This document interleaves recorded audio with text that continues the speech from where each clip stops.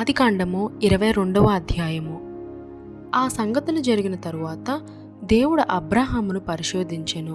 ఎట్లనగా ఆయన అబ్రహామా అని పిలువగా అతడు చిత్తము ప్రభువా అనెను. అప్పుడు ఆయన, నీకు ఒక్కడై ఉన్న నీ కుమారుని అనగా నీవు ప్రేమించు ఇస్సాకును తీసుకొని మోరియా దేశమునకు వెళ్ళి అక్కడ నేను నీతో చెప్పబోవు పర్వతములలో ఒకదాని మీద దహన బలిగా అతన్ని అర్పించమని చెప్పెను. తెల్లవారినప్పుడు అబ్రహాము లేచి తన గాడిదకు గంత కట్టి తన పనివారిలో ఇద్దరిని తన కుమారుడగు ఇస్సాకును వెంటబెట్టుకొని దహన బలి కొరకు కట్టెలు చీల్చి లేచి దేవుడు తనతో చెప్పిన చోటికి వెళ్ళెను. మూడవ నాడు అబ్రహాము కన్నులెత్తి దూరము నుండి ఆ చోటు చూచి తన పనివారితో, మీరు గాడిదతో ఇక్కడనే ఉండుడి, నేనును ఈ చిన్నవాడును అక్కడికి వెళ్ళి మ్రొక్కి మరలా మీ యొద్దకు వచ్చేదమని చెప్పి దహన బలికి కట్టెలు తీసుకొని తన కుమారుడగు ఇస్సాకు మీద పెట్టి తన చేతులతో నిప్పును కత్తిని పట్టుకొని పోయెను. వారిద్దరూ కూడి వెళ్ళుచుండగా ఇస్సాకు తన తండ్రి అయిన అబ్రహాముతో, నా తండ్రి అని పిలిచెను. అందుకతడు, ఏమి నా కుమారుడా అనెను. అప్పుడతడు, నిప్పును కట్టెలను ఉన్నవు గాని దహనబలికి గొర్రెపిల్ల ఏది అని అడుగగా అబ్రహాము, నా కుమారుడా, దేవుడే దహనబలికి గొర్రెపిల్లను చూచుకొనునని చెప్పెను. అలాగ వారిద్దరూ కూడి వెళ్ళి దేవుడు అతనితో చెప్పిన చోటికి వచ్చినప్పుడు అబ్రహాము అక్కడ బలిపీఠమును కట్టి కట్టెలు చక్కగా పేర్చి తన కుమారుడగు ఇస్సాకును బంధించి ఆ పీఠము పైనున్న కట్టెల మీద ఉంచెను. అప్పుడు అబ్రహాము తన కుమారుని వధించుటకు తన చెయ్యి చాపి కత్తి పట్టుకొనగా యెహోవా దూత పరలోకము నుండి అబ్రహామా అబ్రహామా అని అతని పిలిచెను. అందుకతడు, చిత్తము ప్రభువా అనెను.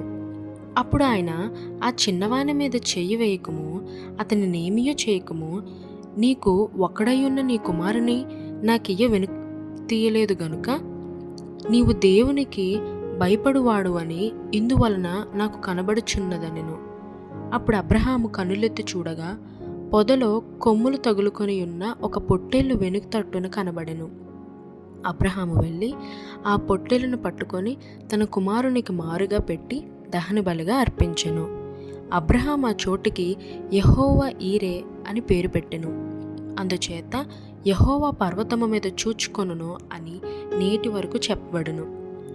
యెహోవా దూత రెండవ మారు పరలోకము నుండి అబ్రహామును పిలిచి ఇట్లనెను, నీవు నీకు ఒక్కడే అయ్యున్న నీ కుమారుని వెనుక తీయ ఈ కార్యము చేసినందున నేను నిన్ను ఆశీర్వదించి ఆకాశ నక్షత్రముల వలెను సముద్ర తీరమందలి ఇసుక వలెను నీ సంతానమును నిశ్చయముగా విస్తరింపచేసెదను. నీ సంతతి వారు తమ శత్రువుల గవని స్వాధీనపరుచుకొందురు.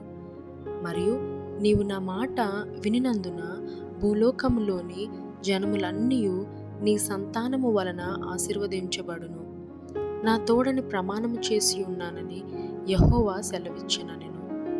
తరువాత అబ్రహాము తన పనివారి యొద్దకు తిరిగి రాగా వారు లేచి అందరూ కలిసి బెయేర్షెబాకు వెళ్ళిరి. అబ్రహాము బెయేర్షెబాలో నివసించెను.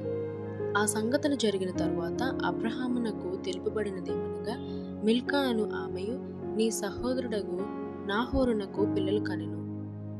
వారు ఎవరనగా అతని జ్యేష్ఠ కుమారుడైన ఊజు, ఇతని తమ్ముడైన బూజు, ఆరాము, తండ్రి అయిన కెమూయేలు, కేసేదు, హాజో, పిల్దాషు, ఇద్లాపు, బెతూయేలు రిబ్కాను కనెను. ఆ 8 మందిని మిల్కా అబ్రహాము సహోదరుడగు నాహోరునకు కనెను. మరియు రయూమా అను అతని ఉపపత్నియు తెబాహును, గహామును, తహాషును, మయాకాను కనెను.